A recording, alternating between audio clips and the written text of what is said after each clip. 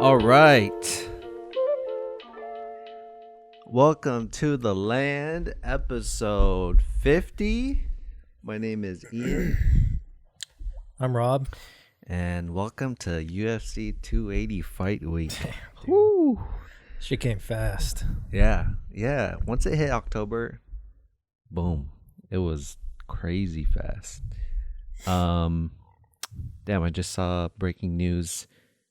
NAC temporarily suspends UFC's Ilir Latifi after in-cage interview admitting he fought with staph infection. Oh my god. Shit. He wanted to make Zuckerberg proud, I think. You getting fined for that? I think so. I would think so. That's fucked up. That's crazy. That's fucked wrestling up. Shit. Breaking news. Fucking Ilir. BTS. BTS and Chief Keef going to the military. Damn, till 2025, dude. Yeah. They've been delaying it for a while because they're almost 30 now. Yeah. So they gotta do their time. Military time. I think the oldest Korean I've ever seen was like 40. Oh. He was like a staff sergeant. Damn. When I was in Seoul. Is staff sergeant a good like rank? Yeah, for it's his up age? there. Oh, okay. Mm-hmm. I wonder what kind of job they're gonna give him. Oh. What do you mean, like? I'm thinking BTS. Yeah, like maybe they'll give them a office job so they could still focus on writing their music and shit. Do they write their own music? I don't know. I want to say no, because like Korea as a whole, their whole like what they're able to give to the world is pop culture, and stuff like that. Like there's no other like crops or anything that they give, so all of it is for pop culture. So I'm sure they have writers, their own writers. It's not like the band members are making their own songs. Okay. It's not like One Direction, you know? Like it's a little bit different. Like K-pop, like the bad side of K-pop is that they're pumping out groups. So whatever hits, whatever doesn't hit, you're thrown to the dirt, you know? Imagine getting killed by one of them. Yeah. And they start singing some Smooth bullshit. like butter. Yeah. That's all you hear. It's your last breath, dude. Yeah. You just hear that song in the background while you're trying to hide for your life. Just gets closer and closer.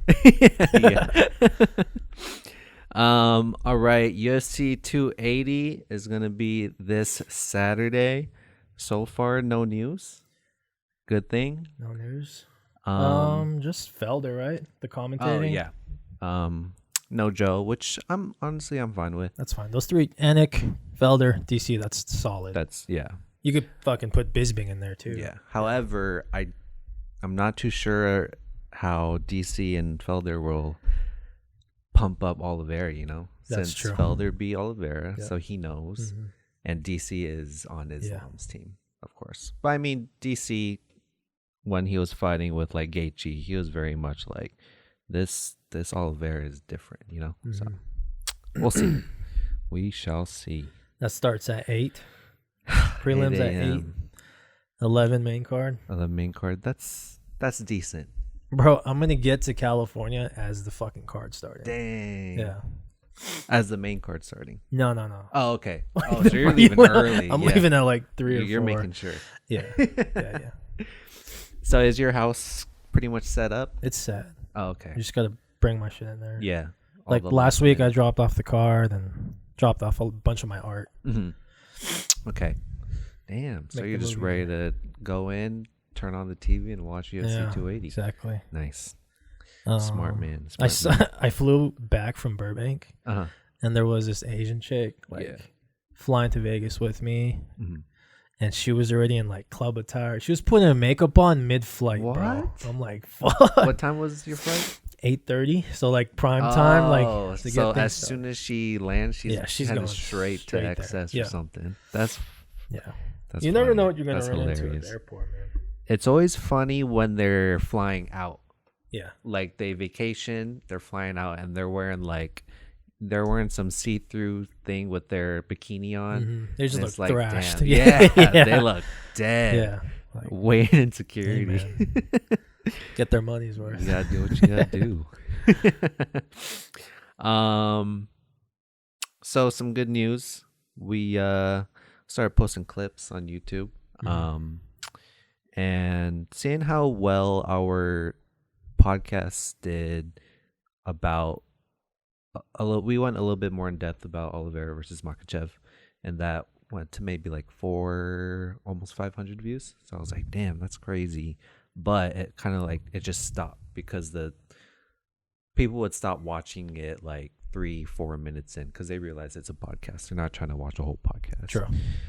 So I was like, damn, like obviously we have to do something different. You know, a year's worth of content and we're still only getting like 30, 40, 50 views. So I posted the clip of like just that breakdown, and then it went 2,000 views right now, and we're up like 10 subscribers too. So that was hella dope to see. So thanks, guys. Hopefully, yeah, thank you guys. Hopefully we're just gonna be doing that a lot more, where we're clipping stuff like Joe Rogan.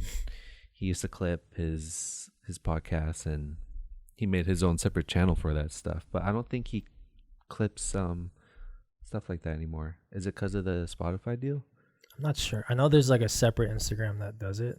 Oh, okay. But they get a lot of views. Oh, and I think I don't even know if it's Jamie running it or what. Oh, yeah. You ever go back and watch the first podcast with Redman? Where it's like hella shitty, like computer. Yeah. There's like bubbles and shit. Yeah, That's it's gnarly crazy. How long ago was that? Like 2000s? 2000s. Yeah. I wonder who had podcasts in 2000. I know. Like who was rocking with that with the early podcast trend. Yeah. So we're gonna break down UFC 280 as best as we can. We chose a good amount of fights that interest us. So without further ado, let's get into it. Bilal Muhammad versus Sean Brady. So basically this is what Bilal has to do. He has to make the fight boring, you know. Unfortunately. Yeah. His last, I don't know. The majority of his wins is by decision, unanimous decision. So he just has to make it boring. He has to throw a few feints to get Sean Brady to bite on one of them, and then just take him down and just do what he has to do. He has tremendous fucking wrestling. Yeah. Plus, not sure if people know this, but he's been training with Islam and Habib, and Habib is actually going to corner him for this fight. Oh, wow. Yeah. Usually, from what I was looking at, he was training with Duke Rufus, but Habib will be his cornerman. So is he cornering Islam too? Yeah. So I think Sean Brady is just he has to avoid those takedowns. It's simple as that. Yeah. I think, seeing from like what presence Habib had in the ring, in the octagon, is that his wrestling was so strong that fighters would keep their hands low to prevent the takedown, but it opened up, some crazy right hook for Habib, or some overhand hook to hit. So I think that's what Bilal has to do. Just grind him out. Don't give any openings. Sean Brady is like a Muay Thai. He has a Muay Thai style. Anything. Obviously, he's the more proven striker. Yeah. But it's just stuffing those takedowns. Like if you see that, then I think Sean Brady will be okay. He Bilal goes for about like 7 to 10 takedowns a match. Yeah. And there's one, I forgot who he fought, but it was Jeff Neal. He lost to Jeff Neal, and he tried taking him down 10 times. He didn't take him down at all. So Jeff Neal's a motherfucker, man. Yeah. So he's coming. If Sean Brady can do the same, then Sean Brady can do his thing. Yeah. So what you got on Sean Brady? Like my pick? Yeah. Sean Brady, I said decision win. Yeah. Just avoiding the fighting, cutting angles. Not running, but running is the best word we can describe it as. And I don't see running as a bad thing, It's becoming a thing. It's smart, Yeah. It may not be the most entertaining thing to watch, but It's smart. If you have a fighter like Bilal chasing you, then yeah, you kind of want to create that distance, Yeah. So, I mean, look what Francis did with Gon. yeah, exactly. He did close the distance. He did out grapple him, and he won. Yeah. Fucking wrestler Francis, dude. Jesus Christ. So you take Sean Brady decision? Oh man. I think. That being said, I'll take Sean Brady. Yeah. Okay. I don't know. Like, Sean Brady is very dangerous. Like, he's undefeated, right? So I just think, I mean, there's a lot of times where it's like wrestlers can out wrestle someone the whole way through, but depending on who the striker is, they'll find their hook or their uppercut when they come in or something like that. So. Heart is for Sean Brady because I don't want to watch Bilal Muhammad. And then what about who you got for Gamrot versus Dariush? That's a fucking good fight. Yeah. First of all, and you know what? I'm so happy, but he's back. Dariush is fucking back. Yeah, another one of all these guys. You know, he struggled at the start of his career. He had a bunch of stoppage losses. He last fought Tony in May 2021 with a unanimous decision, but now he's back. You know, 7 consecutive wins. That was a gnarly fight.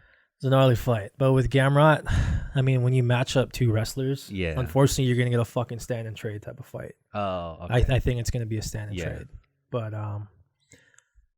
Dariush does have the 1.5 reach advantage, which I think he'll use that. I think he's the more explosive fighter. Yeah. Who do you got? That was tough because like when Dariush loses, like it's a knockout. It's a bad. TKO. It's bad. Yeah. And who was it? Jakar Close almost finished him, but of course Dariush put on the fucking comeback of a lifetime. Craziest thing I've ever seen live, dude. But Gamrot's wrestling when he was his last fight against Arman. I think it was Arman. That match, that wrestling match, was the greatest wrestling match I've ever seen. That the scrambles, the grappling was crazy. The reversals. But Gamrot got that Polish power. He does. You can't underestimate that shit. I think he just has to make it a wrestling match. This is another like BJJ versus wrestler. So that's what's exciting. But man, I was counting out Gamrot and I was all in on Dariush. And my decision's probably gonna change Saturday, but I think right now I'm going for Dariush. It's his time. He needs it. He deserves the next title shot, honestly. No, I agree. Ahead of Volk. So I think Dariush has a chip on his shoulder. He has to prove something. Yeah. Saturday. I think he's the more explosive striker. And I think he'll get a TKO. I think he's going to catch him in an exchange. Yeah, that too. It's like if Gamrot rocks him, he has to be real patient going in on him. So Dariush, when someone rocks Dariush, he's definitely not out. So something to watch out for. I think if he beats Gamrot, it's going to shake the whole fucking 155 division, bro. Like, oh, fuck. Yeah. Dariush, you gotta worry about this he's guy. He's ready, yeah. Sugar Sean O'Malley versus Peter Yan. Did you watch the first Embedded? Yeah, I watched both. I didn't watch the second episode yet, but the first one, the last like 10 seconds of Peter Yan shadowboxing was a nasty 10 seconds. He's a motherfucker, man. That was spooky. Oh, and you heard about how Peter actually wanted to fight Cheeto? Yeah. But Cheeto wanted the August fight or something like that. Yeah. He wanted to fight in August. That's interesting. It's interesting. I wonder if okay, so obviously Dana said the winner of Sean versus Peter gets the title shot. What are your thoughts on that? You never know. Yeah. You never fucking know. You don't know. I'm surprised Dana's saying a lot of stuff like the winner of this fight gets a title shot. Usually he's never like usually that. he's like, we'll see. Yeah. He was like, the fight just ended. We got to talk. We'll see. That's always his answer. Yeah, he's always looking at someone. Yeah, one of his peeps. But you got Peter, you got Sean, Cheeto, Sanhagen, Marab. They're all tied for first, in my opinion. You know. But how do you think Sean wins? The pink poodle. He was just playing Rebirth. Yeah. Honestly, he needs to stay active. It's gonna be a 3-rounder. So it's gonna kick. I think it's gonna be a fast pace. For those that know Jan, he's in the pocket at all times. Yeah. So I think we're gonna see Sean, stepping back a lot, trying to figure out his countering. Yeah. I mean, his speed and his creativity he's really showed us how much of a tactical fighter he's been. Right. He is. But I think the way honestly, bro, I was thinking about this a lot. I was like, dude, Sugar and Tim Welch just have this bond. Yeah. To where they just experiment to where they can beat anyone that's put in front of Sean. Yeah. There's a whole lot of chemistry between them. Yeah. They're on the exact same page every single time. Yeah. Yeah. I think Sean's way of just mixing up the head kicks and the punches to the body, to the head, he's going to create a lot of damage. And I don't see him putting Jan out. I see this going to a decision. I have Sugar by decision. Damn, dude. Yeah, it's a big fucking jump for him, dude. I'm so excited. Yeah. I hate how every single time Sean fights, we're like, this is his biggest test. And now this is his biggest He test. is huge. I don't know what was going through Jan's mind about taking the fight, honestly. Fucking Sean was talking about on his podcast. He's like, I had to dig deep and really DM him to piss him off to where he called me out. Okay. And he was like, I didn't even think he believed I would sign the contract. Dang. So that's what it took. Yeah. Yeah. Holy shit. A little bit of internal warfare or mind games, Maybe Connor fucking taught him that. It feels like Connor versus Aldo. Yeah. That's what it feels like. Yeah. And maybe I'm seeing this in my head. I'm seeing Jan overstep a little bit too much. Dude. Sean hitting the counter hook. That's crazy. Do you give him the title shot? Sean, after that? Yeah. If he puts Jan out, rank number 12 beating a rank number 1. Out, dang. It's a big jump, dude. I guess so. I think so. Because unfortunately, Cheeto beat Cruz, which is a lower rank. Cruz is he was like 7, I think. It was 8. 8. Whatever. Yeah. So, man, that is tough. Bantamweight is just a tough division. It's fucking right now. stacked. But I mean, Dana's about the money, and that's the money. It's Sean O'Malley, so that's what Sean has to do. But with Peter, I mean, he's fought technical fighters like Sanhagen, Aldo. He beat Aldo. He had to fight Aljo twice. So I mean, like you said, Jan's always in the pocket. He just has to make it a little bit dirty. Yes. Get Sean in the clinch. Which he's fucking great at. Yeah. He has to get Jan in the clinch, mix it up, and then just make sure that Sean can't get his kicks out.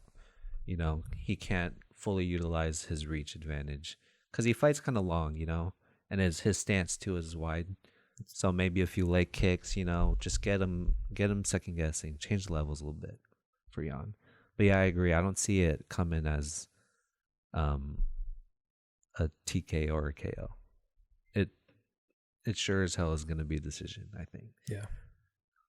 And a close decision, maybe. We'll see. But we'll fucking see. That's a fucking fight. Yeah.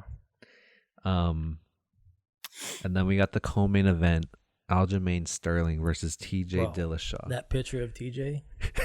Steroids. They're both looking ripped. Yeah. Let's test both of them. No, they're in like the best shape they've ever been, bro. Because they know this is the toughest fight for both of them. Yeah. Oh my god, dude, this card is crazy. Dude, I pray everyone makes it healthy. Yeah. Makes it there. On weight healthy. Yeah. So obviously your team Dillashaw. all day. Yeah. I'm actually gonna ride the Aljo boat today. Because his wrestling is just different. Amazing. But Aljo has to. I mean, same thing with Bilal. He has to find a way to take him down. Make sure that TJ can't get his combos in on Aljo. And maybe go ahead. I was gonna say, like, show TJ some respect with his striking too. Right. That way, TJ comes in guesses. with this. TJ comes in with this like combination kickboxing style. It's kind of odd, dude, because he's wide too. He's always like this. Yeah. I mean, his wrestling's tremendous too. He has a very like underrated like ground game. Yeah. A lot of people sleep on that. That was his base, I think, right? Like that's what he was. Yeah. Yeah. So he needs, obviously he's the more proven striker. He needs to keep this standing. Yeah. But he needs to be prepared to wrestle because Aljo's gonna fucking bring it. He's gonna take his back and he's gonna hold on to it for as long as he needs to. We'll see where that goes. Yeah. I do have TJ by decision too. Yeah. Damn, man. I think if TJ can get the angles right, it might be a knockout. You think so? It's possible. Head kick knockout. Yeah. Yeah. Well, I like how Aljo and Leon were training together. That was dope. Yeah. Maybe that lit a spark. Yeah. Leon is teaching him right now the kick. The kick. Yeah. Yeah, I think I got Aljo by submission or decision. And hopefully it's not boring, but I mean, Jan did such a great job at defending himself from Aljo's back grappling or whatever you want to call it. And then our main event of the evening, Islam Makhachev versus the People's Champ. The uncrowned champ? Uncrowned champ, Charles Oliveira. Charles do Bronx. Oliveira, my apologies. Man, he's on a streak. He's on a streak. They're both on streaks. They're on streaks. 11 fight win streak. In my opinion, I think Oliveira is the most offensive fighter in the UFC right now. He's very smart. He has, what he brings to the table is like a murderous like submission game. Yeah. And like now we're looking at a man who has knockout power. Yeah. Dude. He can literally knock out whoever you put in front of him. Crazy. Don't matter. But we know what Islam's about. Yep. He has to keep this standing. He obviously has a striking. The thing is, like, you can't doubt Islam's wrestling because he's gonna get a takedown. Yeah. But the $1 million question is does he have enough to put up with Oliveira's jiu-jitsu? Yeah, you think so? We'll see, huh? That's the thing, is that if Islam can handle Charles' striking, and if Islam can connect, does Charles go down like he did with Dustin and Justin and kind of play possum? Because Islam's he's fine. He'll take that. He's going to climb all over you. Yeah, he's going to take that. The thing with Charles, it's like, it's going to be a lot of pivoting and a lot of having that close guard. Yeah. Making sure he doesn't pass. Yeah. I think Islam, with Habib in your corner, telling you like the right things to do, and how good of a listener Islam is, of like paying attention to his corner too. It might just be like a nitty gritty, just grinding out victory for Islam. That's what he has to do. And I pray I see Islam push him up against the fence, back against the fence, and just getting his legs together with his legs so that he can't move, and it's just making Charles tired. Look miserable. I think that's the game plan that Islam has to do. Show some respect again with his striking, his own striking, and then just fucking grind him out. Grind it out for five rounds. 5 whole rounds. Yeah.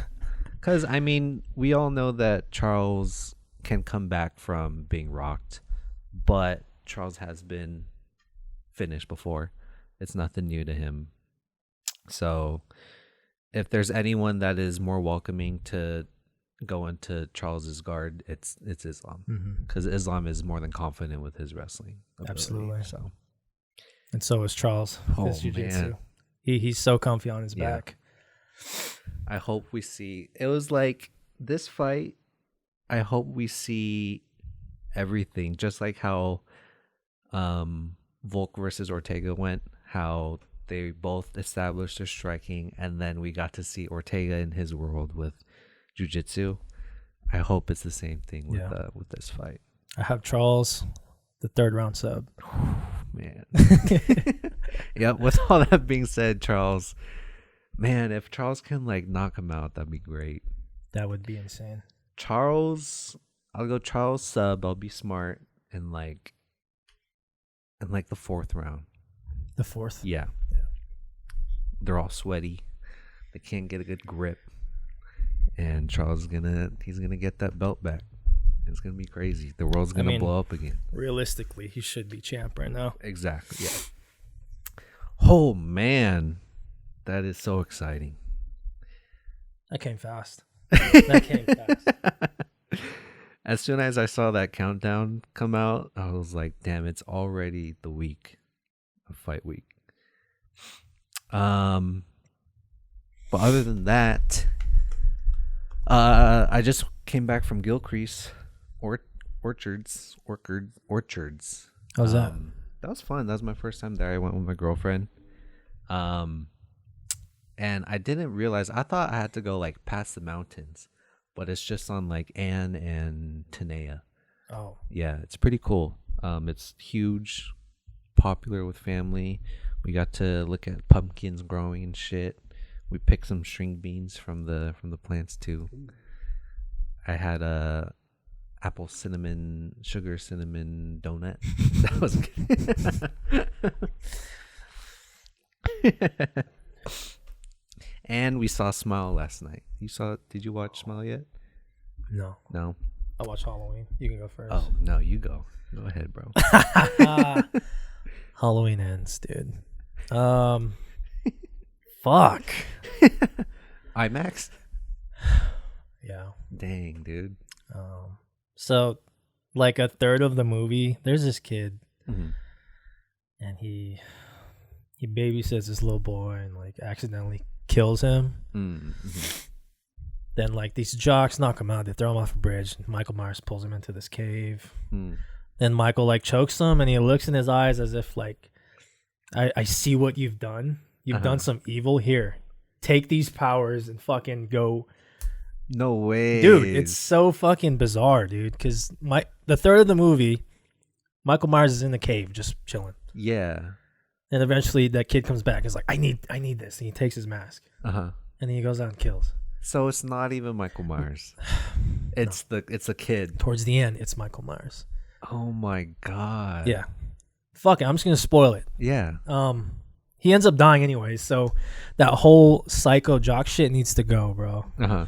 That's what they're going for. But the killings were cool.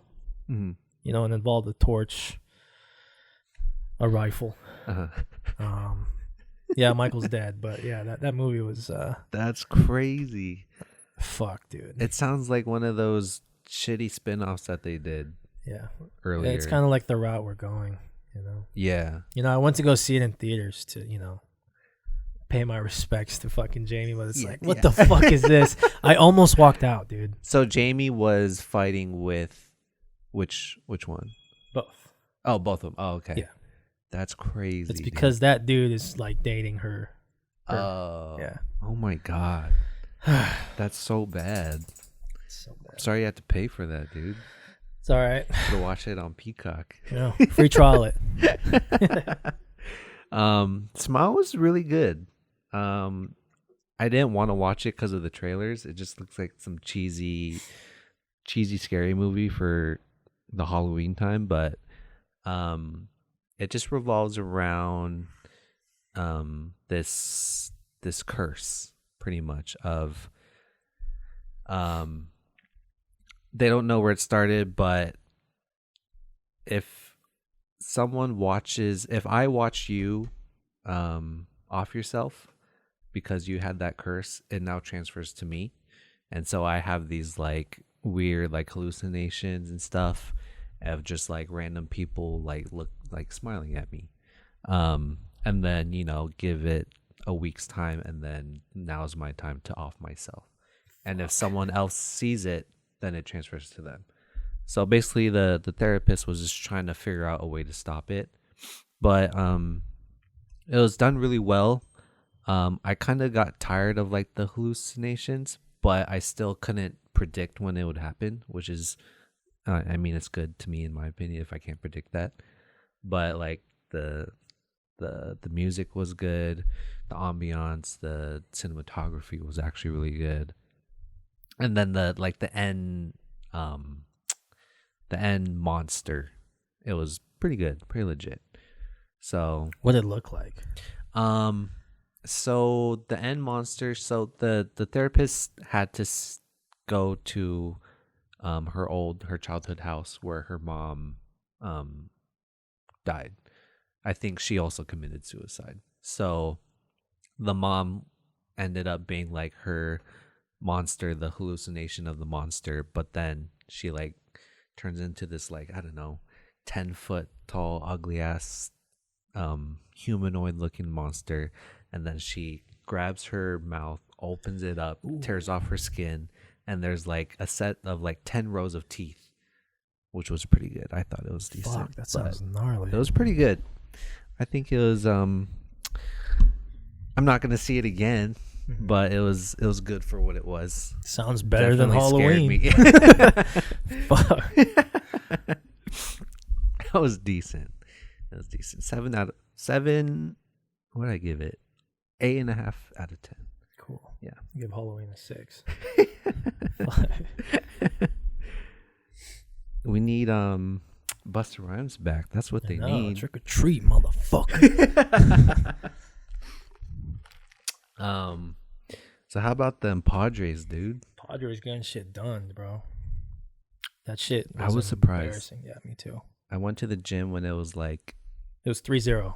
Yeah, it was 3-0. Then they like, tied it. Top of the 6th or something. Yeah. Then end of the 8th, it was 5-3. I was like, what the fuck? I Yeah. got off my plane. I was like, what the fuck happened? That was crazy. I wish I watched that live. Yeah. The only game I didn't watch live. Fucking nuts. They're getting it done. And like, from a Dodgers fan, like, there's no excuse to be made. Like, we got the record-breaking wins, right? Mm-hmm. You can shit on Dave Roberts all you want, but the offense shit the bed. Yeah. That's all it is. Yeah. So they had the lead. They couldn't secure it. Yeah. And they were saving Kershaw for game 5. Like, dude, what the fuck? Yeah. You know what? Next year. Phillies and fucking Padres.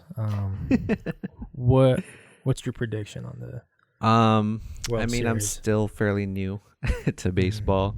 Brand new Padres fan as of like last year, you know. But seeing, I mean, this whole like playoff series with every team.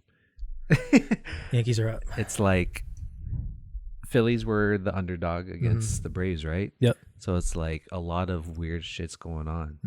So I don't know. We have the advantage, right? And it's best of 7. Yeah. So I mean, I was gonna say Dodgers was gonna go to 5 I thought games. I was gonna see fucking Dodgers and Braves. That's what I was expecting. Yeah. I was expecting like 1-1-1-1 Dodgers, you know. Yeah. But I mean, if Padres can pull it off, I mean, they have the whole fucking world behind them. It seems like that stadium, Padres, for sure. Petco Park was crazy. I don't know if I was reading into their game 3, and they were selling tickets to certain counties and shit. Yeah, I saw that. I don't know if that was true, but yeah, that was like when you bought a ticket, you had to put in your postal code, and if it wasn't in like the San Diego area, then I don't know if they couldn't get a ticket or they just had to wait or buy it off of like a scalper, because they wanted Padre fans to just to fill it up. Yeah. Okay. Yeah. So how do you feel about that? I don't know. Because usually it'll be like they'll split the stadium pretty much. Oh, okay. But a little still bit weird. Yeah. Offense shit the fucking bed. You think a crowd matters? I think so. Yeah. I think so. That bitch is loud. Yeah. Yeah. When we went to like the Chiefs Raiders game last year, That was what, like 3/4 Chiefs fans? Just no one going for the dude. Raiders. It was yelling the whole time. Yeah, yeah. Fuck. I hope Yankees beat the Astros. It seems like they're about to wipe the Guardians. The Guardians. Fucking SpongeBob, man. SpongeBob in the crowds. You saw that? Yeah, it'd be dope to see Yankees just because I know Aaron Judge is doing this thing. Yeah, so is Bryce Harper, though. Yeah, Bryce Harper. I'd like to see him get a ring. Killing it. That dude's a fucking badass. I thought I saw him when I was at work last year, but I didn't know he had a brother. And the brother's fucking ripped, too. Mm-hmm. I was at the pool, and I was like, damn, I think that's Bryce Harper. And then Ray, he was like, there's no way he plays a game, like, in Philly tomorrow. Mm-hmm. And I was like, oh, shit. Maybe that is his brother. They're built like Thor. Honestly. Like 6'4", 5", probably like 250. They're fucking some jacked. big boys. Yeah. It's like the fucking Paul brothers, dude. Yeah, yeah. Big boys. Did you watch boxing over the weekend? I didn't see the Shields fight. Is that the one that you're talking about? I'm talking about like Caleb Plant, Deontay. Oh, Deontay no. Wilder. I didn't even know they. Oh, yeah. Oh, Caleb Plant fought? Yeah, he fucking knocked out Anthony, bro. The left hook. And he did that gravedigger shit. Yeah. Dude's a fucking badass. I like how him and Deontay, they don't play with their food. Yeah. They just kill and fucking go. Yeah. Like Deontay has this spooky ass power, bro. That is what was it? He started training boxing like older, at least, late. late. Yeah. That's crazy. The amount of power he has in his fist. He may not be the best boxer. Yeah. But in my opinion, he's the scariest boxer. Yeah. Bro. Yeah, it's like going against Mike Tyson with pure strength. You know? But like he's nothing built like Mike Tyson, bro. Mm-hmm. Mm-hmm. Man, that's spooky. Would you rather get knocked out by Ngannou, Wilder, or Tyson? Or what's the worst knockout for you? Probably Tyson, dude. Tyson? Prime Tyson. Just imagine like you're in your corner, he's in his corner, and then just blink your eyes, he's already in your face, dipping and slipping and shit. Throws a fucking hook at you. You could throw the fastest punch. He's going to be down there looking up at you like, here we go. You fucked up. Yeah. It's crazy what Tyson Fury was able to do to Wilder, though. He ate the punch in, like, the last round, right? Yeah. And he got back up at, like, 8. He's like Undertaker, bro. Yeah. The Gypsy King does not fuck around, man. He retired, right? Did he announce it? Yeah. I don't think so. I think he said something, like, months ago. But I don't know if it's just some bullshit. You know how people just retired all the time? Fighters. They call it, yeah. In general. Yeah. Fucking Tom Brady, too, retired, came back. I think he has shit cancer. In the bed. You think so? You think he looks different? He looks really fucking skinny. He looks skinny. Maybe he's on like keto shit, dude. I don't know. He's dealing with a lot. I'm surprised he came back, honestly. Oh, yeah, dude. Tony Romo's a fucking wizard, huh? Why? What'd he do? Because when the score was 0-0, he's like, this is going to be a 24-20 game. What? Yeah, with the Bills and Chiefs. Why would he say that, like, just out of the blue? That's crazy. He knows something. He knows something. Tony Romo is a very good analyst, and he knows exactly what he sees on, like, the field, which is great. It sucks that he couldn't get a ring, but that dude, I think he already has, like, a few Emmys because of his commentating. Oh, shit. So good for Romo. Hey, Seahawks and Steelers, though. So, is that next week? No, they both won. Oh, yeah. Or Sunday. Dude, I guarantee you no one bet on the Steelers to win that game. Like, our whole defense was injured. Fucking the offense is in shambles. Yeah. And they beat the Bucks. It's hella funny seeing Tom Brady get pissed. He's like reading the tablet. He's always throwing that fucking tablet around. They probably have to buy a new one every fucking week. Yeah. Him and Rodgers always throwing their fucking tablets on the ground. What do you think of Russ last night? I didn't watch the game. I heard he was doing decent. Was he? He's doing decent. He was running a lot, running the ball a lot. Yeah, I think. I mean, some quarterbacks, they just got to make their own plays. Mm-hmm. They're a lot better play callers than some coaches. So if Russ can just if they can let Russ do his cooking, then he's fine. He can do it. But I think it's just some of the play calling. Yeah. They probably expected when Peyton Manning went to the Broncos and then they got the Super Bowl, they were probably expecting something like that. Guaranteed. Fucking Walmart, man. That's how it is. Let Russ cook. That's all. But yeah. That's it for the UFC, man. That's it. Me at the UFC. Yeah, that's it. New chapter in your life. Yeah. New arc. Did you you gonna miss anything about the UFC? That shit was fun. Yeah.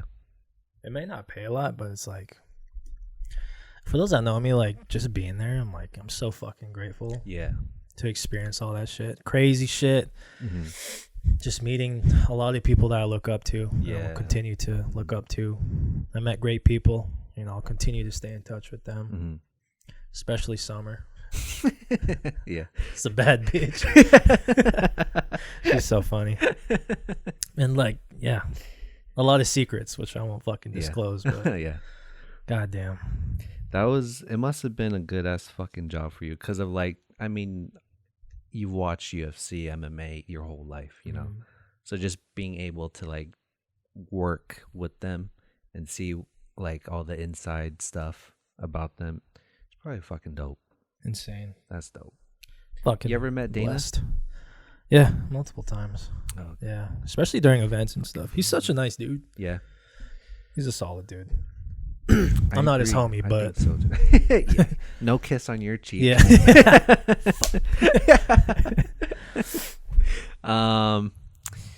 But yeah, moving on to better things, better money, better lifestyle. No more bullshit, and you'll be good. We'll be set, and we'll be millionaires and living in Cali soon because of the podcast. So I can't wait for the beach, bro.